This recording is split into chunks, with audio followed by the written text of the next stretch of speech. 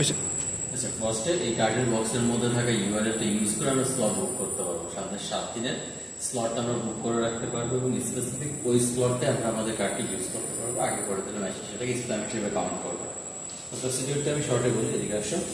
এখানে ফার্স্টে আমরা এই টাপটার মধ্যে কাপড় দিয়ে দিব, কাপড় দিয়ে দেন আমরা পানি দিয়ে দিব। পানি চাইলে আমরা ওইখান থেকে বিশুদ্ধ পানিটাও দিতে পারি। আবার এটা ছেড়ে এই যে পিনটা আছে, এই পিনটা এদিকে রাখলে আমার ওয়াশ মোডে থাকে, এদিকে থাকলে স্টিম মোডে থাকে। যাই হোক, আমরা এটা এদিকে দিয়ে রাখবো।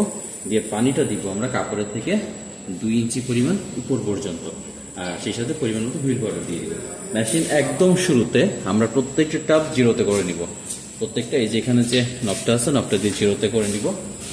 জিরোতে করে নেওয়ার পরে আমরা কাপড় দিয়ে লোড হয়ে যাওয়ার পরে এটাকে ফার্স্টে ঘুরিয়ে 15তে সেট করে দিব। 15তে সেট করে দেন আমরা আমাদের কার্ডটা এখানে পাঞ্চ করবো। কার্ডটা যদি আমার ওই স্লটের জন্য বুক করা থাকে তাহলে এখানে অ্যাসেপ্টেড লেখা উঠবে এবং টাইম লেখা উঠতে থাকবে, রিমেইনিং টাইম, এবং একই সাথে সাথে এটা ঘুরতে থাকবে।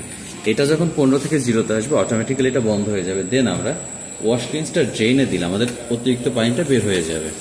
এরপরে আমরা পানিটা বের হয়ে যাওয়ার পর এখান থেকে কাপড়গুলো উঠিয়ে এই টাবের মধ্যে দেওয়ার পরে আমরা এটাকে বন্ধ করে দিয়ে এটা কাছে দিয়ে রাখবো। শুরুতে আমরা যেটা করবো, ক্যাপটা ছেড়ে রাখবো এবং এই যে নবটা আছে নবটাকে এদিকে দিয়ে রাখবো। এটা জাস্ট 1 মিনিটের জন্য। আমার কাপড়ের মধ্যে যে ফেনা বা ময়লা পানিটা থাকবে, এখান দিয়ে পানি এসে সেই ফেনা বা ময়লা পানিটা এখান থেকে ধুয়ে ফেলবে এবং এটার মধ্যে ঘুরতে থাকবে কন্টিনিউয়াসলি।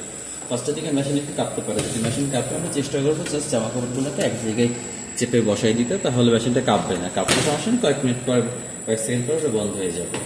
এবং এটা 1 মিনিট এখান দিয়ে পানি আসার পরে আমরা জাস্ট পানির লাইনটা বন্ধ করে দেবো, তখন ড্রাই মোডে চলে যাবে, ড্রাই শুরু হবে।